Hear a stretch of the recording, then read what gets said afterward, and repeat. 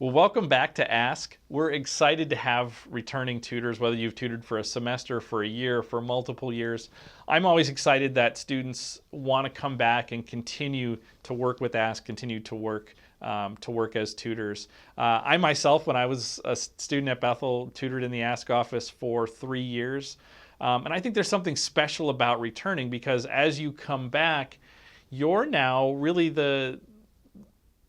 you play a big role in helping our new tutors as they sort of adjust to what it's like to work for Ask, to provide academic support and things like that. So I really see you all as kind of taking on a leadership role in that way, and that excites me a great deal. Whether you're working as an individual tutor, especially if you're working in the help sessions, you're going to be working with newer tutors at Bethel, younger tutors at Bethel. So that's a really exciting thing and I think an important job. What we're going to be talking about today is stuff that you may have encountered in working with Ask previously. It might be stuff that you were unaware of or that you heard in a training when you first started and haven't thought about since then. So I think it's really important that we get this broad picture of what the Ask office looks like, what the support services look like, even in areas where you aren't working, because you're going to be playing an important role also in referring students to other services. So that's why we have this element of the training. And I think it's important as you go through all of this to see this through the eyes of both new tutors who you might be working with, but also with the students that you might be working with. You're very familiar with these things, but the students you're working with might not always be. So be thinking about how can I use this information to refer students on to get them the support that they need. So to start with, here's the mission statement for the Ask office. Ask's mission is to develop, administer, and evaluate academic support services intended to promote students' academic success. We encourage students to identify their strengths and weaknesses as learners, to observe the connection between their study strategies and their results, and to develop and implement a plan for improvement. Overall, our goal is to help students to become successful independent learners. And because of this, we focus a great deal of our services on the first and second year courses that students are going to be taking, because that's when they're really developing as learners a great deal. We also hit students as they reach certain milestones in their program. So for example, as students become nursing majors in their late second and third year, we end up supporting a lot of students in those courses as well. So here you see some of the faculty and staff who work in the Ask office. These are the folks who work as academic counselors. These folks meet individually with students to help them develop their study skills, to help them improve as learners, to help them work on things like time management, how to take tests, how to take notes better, anything like that, any areas where students might be struggling. These are also the folks who will be in charge of doing individual tutor linkup. So if you're going to be tutoring individually, these are people you might be getting emails from with requests to have you start working with the students. So these should be names that you're familiar with, and when you get emails from these folks, you should be looking to respond to them as soon as you can. Another crucially important person here is Vicki Sanford, our office manager. She really is the communication hub for the Ask office. You're going to hear a lot about communication today and the importance of communication. Whenever you get an email from Vicki, please read it right away, respond as soon as you can, because when something gets sent out to you, we're waiting for your response so we can make the next appropriate move. So please be looking for emails from her and responding to her as soon as you can. As I said, she really is the hub that makes all of Ask work. And we don't want things to get hung up in sort of communication issues. So here are some more faculty who work in the Ask office, and these are folks you might have a little bit more direct contact with. These are the faculty who oversee some of the different tutor centers that we have. So if you're working in math, or the sciences, or computer science, or business, or the writing center, or some of these other places, you may report directly and work directly with one of these faculty members. So it's important that you know who it is that you're going to be working with, and also who are those faculty members who really are invested in Ask services, even outside of your area. The next thing we want to do is sort of familiarize yourself with the Ask services. And again, you might be working in just one part of this, but it's really important as you're working with struggling students that you have a broad sense of what supports are available to students. Our first tier of support comes in drop-in peer tutoring. So these are the tutor centers. Here's where we hope students go first when they're looking for help. So you can see here there's a number of areas, really most of the areas that we do tutoring in are supported by these drop-in services. And with the exception of the writing center, these are all services where students don't need an appointment ahead of time. They can just show up and work with a tutor. So if you're working in one of these help sessions, you're obviously familiar with the services offered there, but it's important to know these other things as well. For example, maybe you're working in the science help sessions and you're tutoring for chemistry, and you encounter a student who's really struggling with math. Maybe they're also taking calculus at that time, and they might not be aware that along with there being a science help sessions, there's also a math lab. So knowing those other things is going to be really helpful to sort of route students in those directions.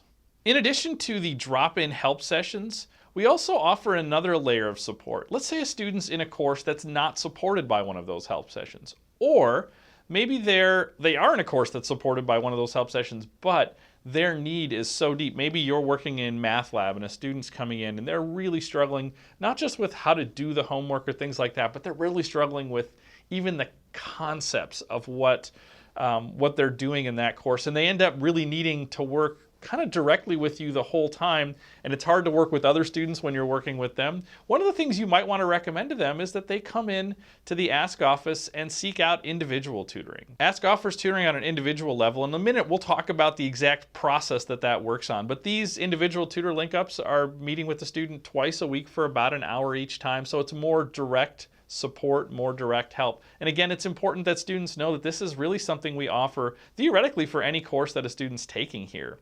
We have tutors to cover lots of these areas, but if we don't have someone for that area, we'll seek out and try to hire someone for that course. So a student shouldn't feel like they're kind of hemmed in terms of requesting a tutor just because these are the tutors that we have. We'll hire folks if we need to meet those needs. And as I said, we'll talk in a minute about exactly how that process works, both for the student and for you as a tutor.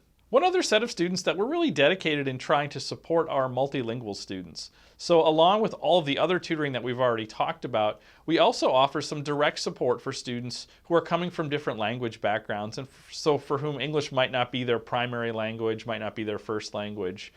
We have special writing center support. We have special coursework to work specifically with these students. So if you encounter a student, let's say you're in CWCTA office hours, or you're in the math lab or science help sessions or the business labs, and the student's a multilingual learner and they really seem to be struggling not only with the content for your course, but especially with language things in general, especially writing, it's helpful for you to know that these services are available so you can route them to those services. The easiest way to do that is to have them come by the Ask office and talk with Vicki or talk with one of our counselors about the variety of services that we have for multilingual learners. Another area of support that we offer to students is individual counseling on sort of academics, academic skills, things like that. So when I mentioned earlier those counselors that work out of the Ask office, this is really where they come into play a great deal. So students can meet with one of our academic counselors to talk about a variety of study skills issues and a variety of study skills questions. So students just have to sign up come by the office, sign up for an appointment. Sometimes these are one-time meetings where we'll talk about note-taking or test-taking or how to manage your time better, anything like that. So it might be a one-time meeting. Sometimes these are meetings that go on kind of an ongoing basis. So there are students that we work with, we'll meet with the entire semester. Maybe we'll meet with them once a week to talk about how they're growing as a student, how they're growing in these study skills, how they're growing in time management, those types of things. So really we do that kind of depending on what the student needs, what the student is looking for. And all a student needs to do to get connected to those services is just come by the Ask office, fill out a request for help form, and sign up for an appointment with one of our counselors. And from there, we can sort of take the reins on that. So if you're working with a student and it seems like they have some bigger needs, some bigger issues, let them know that there are services available to them and have them come in to meet with us, and we would love to help them. So it's really important that you're aware that service is available, because really in some ways it's a service for you. If you're working with a student who needs some of these bigger helps, you don't need to shoulder all of that burden. We have some faculty counselors who can work with students on those things as well. And a final area of support that we offer is course-specific workshops and support. So for certain courses, for certain areas, along with doing drop-in tutoring and individual tutoring, sometimes faculty or tutors will come in to do workshops to help students review for an exam, to help students after an exam go through that exam and sort of figure out what are things that they could do better, to talk about how to effectively study for this specific course, for this specific field, things like that. So we're often working with faculty to try to find other avenues for how we can bring support to students through workshops and things like that. The next thing I want to talk about is the Ask Tutor Linkup process. And this is really an area where you're going to play a major role. Maybe not in the initial part of this process, but at the end of this process, this is where you get linked up working with a student. And some of you might think of yourselves and say, well, I'm going to be tutoring just in a help session, so I don't really need to know this.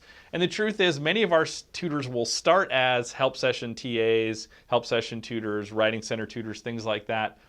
But it becomes crucial that you're aware of this process, because we may tap you later on to say, hey, you were in this course and did really well. Would you be interested in doing some individual tutoring as well? So we want everyone to kind of be aware of this process, because as tutors go through their time in Ask, oftentimes they see their roles shift. So we want to make sure you understand this process very well. So what you see here is the request for help form. So when a student is thinking that they need a tutor, or if they're referred to come get a tutor, they will come by the Ask office, HC 324, and fill out this form. And this form gives us information about the student's kind of demographic information, gives us some background in terms of where their GPA is at, things like that. And then they have a chance to sort of talk about what type of help they're looking for. So they might say, I'm in managerial finance and I'm really struggling in this course, or I'm really struggling in calculus or chemistry or whatever. They'll kind of lay that out there. And then on the back of this form, the student will fill out their schedule. So not only their class schedule, but also their work schedule, any other time commitments, things like that. So students will take the time to fill this form out. It usually takes 5 to 10 minutes for a student to fill this out. And then when they turn this form in, we'll have them sign up to meet with one of our counselors. So it's important to think about what this whole process looks like. How does the student get from I need a tutor to I'm actually sitting down to work with you as a tutor?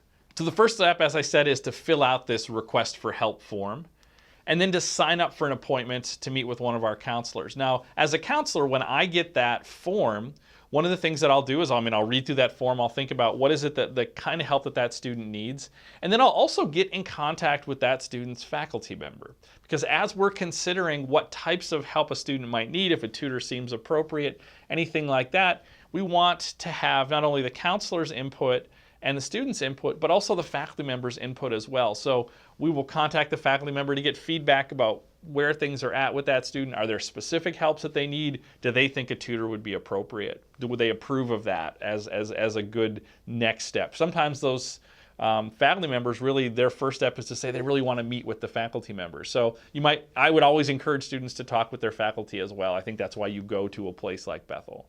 The next step after all this communication has happened is that the student comes in for their appointment. So when the student comes in to meet with one of our counselors, then we really get to talk about kind of where things are at. And sometimes as we talk with students, a student might come in and say, oh, I'm really just struggling in this class. And what we'll realize is there's actually a bigger picture here. There's more help that this student needs.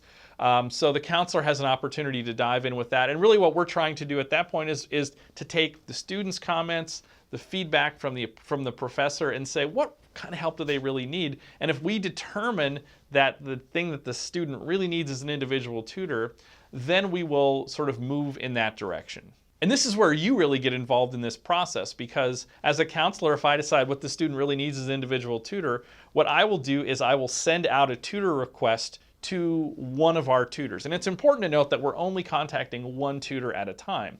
So let's say that we're choosing to send this tutor request to you. What you would get is an email from me or from one of the other counselors that would have all the information about this student, the course that they're in, their contact information, the number of hours per week. It's usually 2 hours a week. Every once in a while, we'll even start by saying the student needs 3 hours a week if there's sort of specific issues with that. But usually it's about 2 hours a week.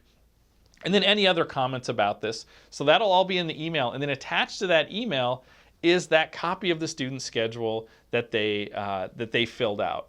And what we want you to do is we want you to consider this request based on really a couple things. First off, does the student's schedule work out with yours? That's going to be kind of the biggest thing, because if you're this far in the process, you're probably interested in tutoring.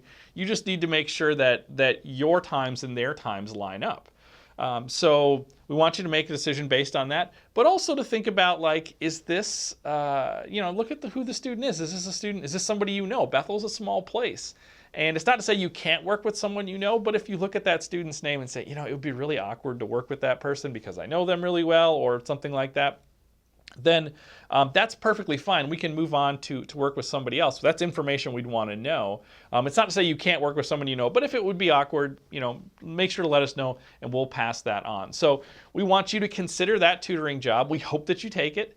Our expectation is if you're signed up to do individual tutoring that you'll take at least one job over the course of the semester. So consider that job. And then the big thing here is communication.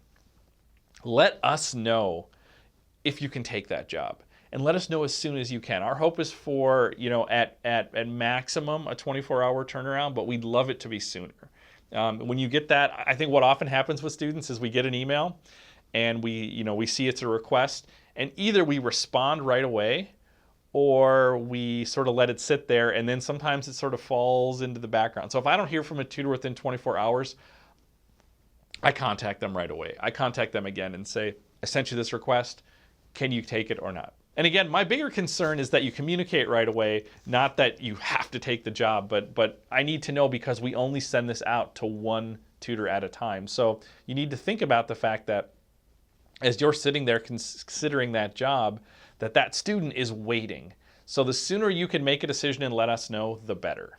Along with letting us know whether you're going to take the job, the other key thing you should do is contact the student right away. Even if you can't meet with them immediately, sending them an email so they know, I have a tutor, this is the person that I'm going to work with, that relieves a lot of that initial stress that they have. And remember, anybody who's coming in to work with a tutor, they're already probably a little stressed about this course. There's a lot of anxiety kind of surrounding this. So I would say as soon as you can, try to contact that student, set up that initial meeting time. Again, you have their schedule, so you can propose a meeting time that looks like it should work on their schedule and that works for you. And then from there, the two of you can set up what your regular schedule is going to look like.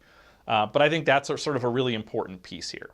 On the other hand, if you can't take the tutoring job, again, please contact us right away, because then our next step is when we hear back from you saying you can't take the job, that then we send that on to the next tutor. So this is where that communication loop becomes really important. Because if you sit on that request for a day or two or three, it's not getting sent out to the next tutor. So all of a sudden that student can be waiting for a week to meet with a tutor. So when you get that request, let us know right away.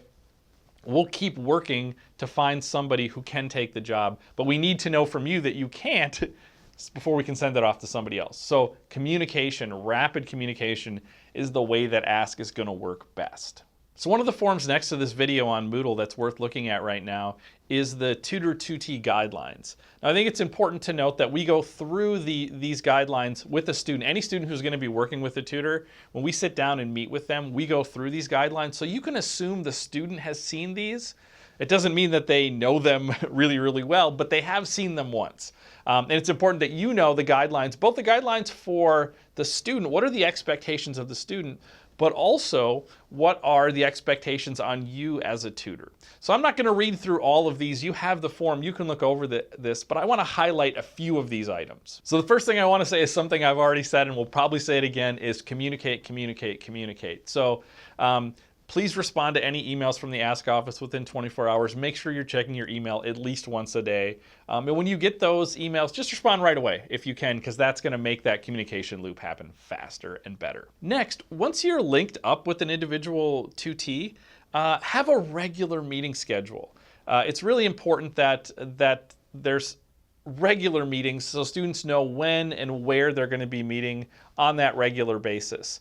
And that also helps keep the student accountable. One of the things that we've noticed over the years is that students will come in asking for a tutor. They'll come in sort of requesting this support, but oftentimes those students are so busy, their time is so leveraged that they struggle to meet with the tutor, which is a big problem because they need the tutors to succeed in the class. So make sure if you have that regular schedule, that's going to make it easier for that student to build it into their life. It's a lot trickier for them and for you if each week you're kind of figuring out, okay, well, next week when can we meet? Next week when can we meet? If you can have them build it into their routine, that's going to make showing up for that meeting much easier for them, and it's going to mean that they're going to make use of you as a tutor to a far greater degree. Next, immediately inform us if any issues arise. And this could be any number of things. If you notice that the tutee is not showing up for appointments, or is canceling on you a lot,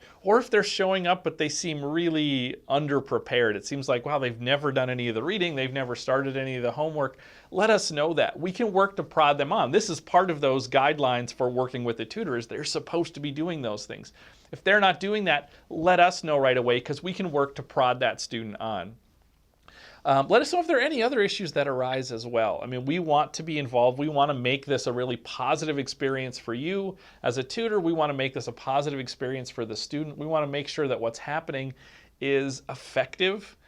So please let us know. We have some communication pieces built in. After a few weeks, we have you meet with one of us. We have you fill out a form so we can sort of see how things are going. We do that with the student as well. But you don't need to wait for those things. If there are problems that arise, if there are things that need to be addressed, please let us know. Either come by the Ask office and talk with Vicki, or talk with one of us counselors, or email us. Let us know. Get us in that communication loop, and then we can work to fix those things. So please, please, please let us know if problems arise. Next, when you have those meetings with students, make sure that you're on time, that you're reliably on time. Try to get there a little bit early so the student can be looking for you, so you can get started right away. So be reliable, be on time. That's going to be a huge thing for the student. And when you sit down to meet with the student, give them your undivided attention. Try to pick a place and a time when you know you're not going to be distracted. Put your phone away, have the student put their phone away. They only get so much time to meet with you, right? They're only meeting with you twice a week for about an hour each time, so they want to maximize that, and you want to be able to maximize their attention. So try to think about what those distractions might be and try to get those things out of the way. So give the student your undivided attention. Remember that, I mean, when you're working with the student, you're at work, right? So if you're doing that, if you're trying to avoid any of those distractions, both for you or for the student, that's going to be a really effective thing.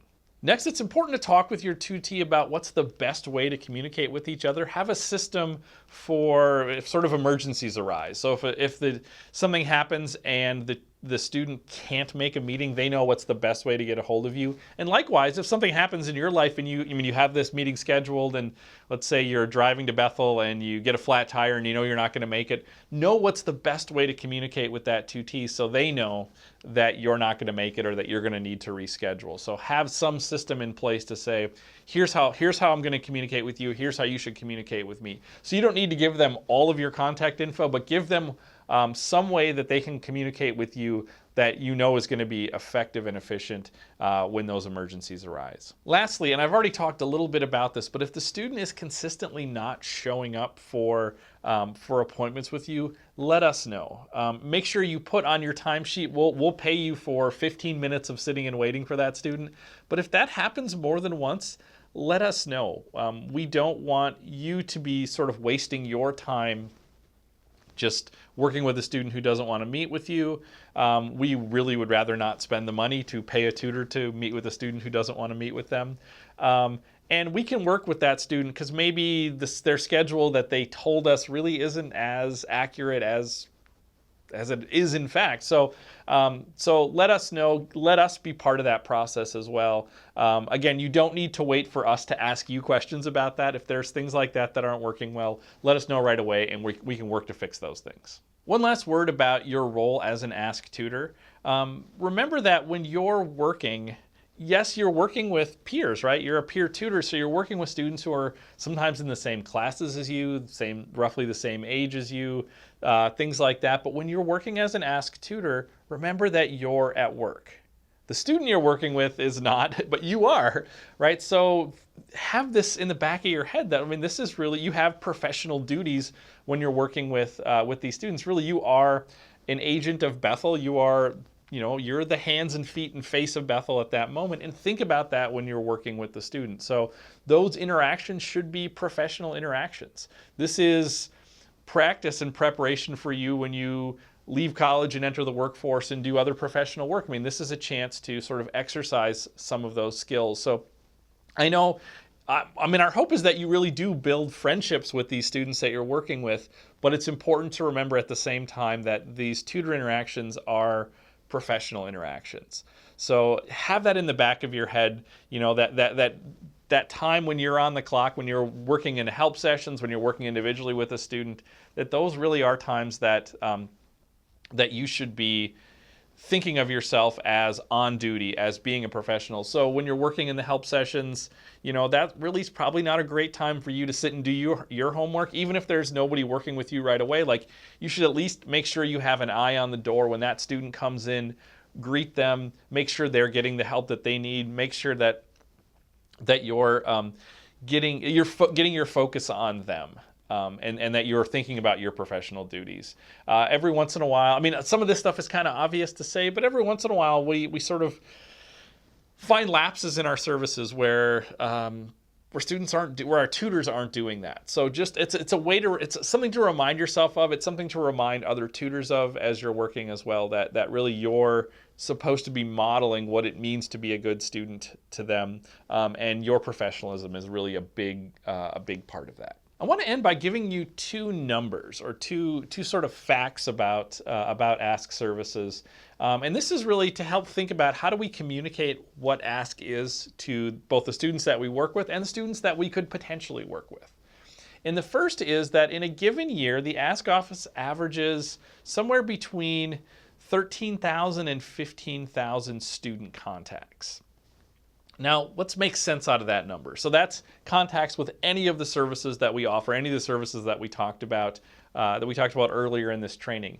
That means that the average Bethel student ends up working with Ask, whether it's an individual tutor, whether it's the help sessions, whether it's working with one of our counselors. They end up working with Ask on average about 4.5 times per year. So this is a high volume, a high usage set of services. And why that's important is because sometimes students feel like there's a stigma about using academic support, using tutoring, asking for help, anything like that. And what this number shows me is that this is actually a very normal thing to do. So I think that's a good number to know as you're talking with students, as you're communicating with them, to sort of fight some of that stigma about, like, you know, does it mean I'm dumb if I have to use a tutor or if I have to come in and ask for help? Not at all. I mean, these are services that really everybody's using here. Another way to think about these usage numbers is to say, how many unique users do we have? Because, I mean, yes, we could have 13,000 to 15,000 student contacts, but maybe that's like 100 people, you know, all coming 150 times or something like that. But that's not the case. That's not likely, and that's not the case. So we went back to figure out how many unique users did we have in a given year. And what we found was it was around 1,150 unique users in a given year. That equates to about 44% of the Bethel population. So around half of Bethel students are using Ask Services in a given year. So sometimes when I'm doing events with parents or admissions events, things like that, someone will ask me, you know, what kind of student uses Ask? What type of student uses Ask? Who uses Ask? And what I try to tell them is that the student that uses Ask is a Bethel student, right? I mean, half of our students are using Ask. On average, all of our students use it 4.5 times per year. So lots of students, high volume. We know that half of our students aren't failing Bethel, right? Most of our students do really well. So students who are doing well, I mean, if you think about it, think about yourself as a tutor. When you were in your first year at Bethel, did you use Ask? Did you go to Math Lab or the Science Help Sessions or the CWCTAs or the Writing Center? There's a good chance that a lot of you did. A lot of our tutors are people who also used our services. And I think that is really, that really speaks well of the services that we offer, and both the quality that we offer and the quantity, the amount of different services that we offer. So I'm really proud of these numbers that lots of students use it and lots of students use it again and again and again. So that's a tradition we hope to continue. And I think those are important numbers to know as you're talking with students who are kind of wrestling with the difficulty of coming in and asking for help. Well, that ends this session of our Ask Tutor training. If you have questions about Ask Services, about the Tutor Linkup process, about anything that we talked about today, please don't hesitate to come by the Ask office. You can meet with one of our directors, one of our counselors. You can meet with our office manager. We'd be happy to answer any questions you have, fill in any gaps that this training left. We're excited to work with you this semester. We're excited to provide really great academic support to the students that are here at Bethel, to the students who need that support. And we can't thank you enough for being involved in providing that support. You really are a key piece of making Bethel work. I was going to say making academic support at Bethel work, but really making Bethel work. I mean, we have around 150 to 200 tutors who work out of the Ask office in a given year, and you provide essential support for keeping Bethel running. So I want to start by thanking you for that, and I'm excited to work with you.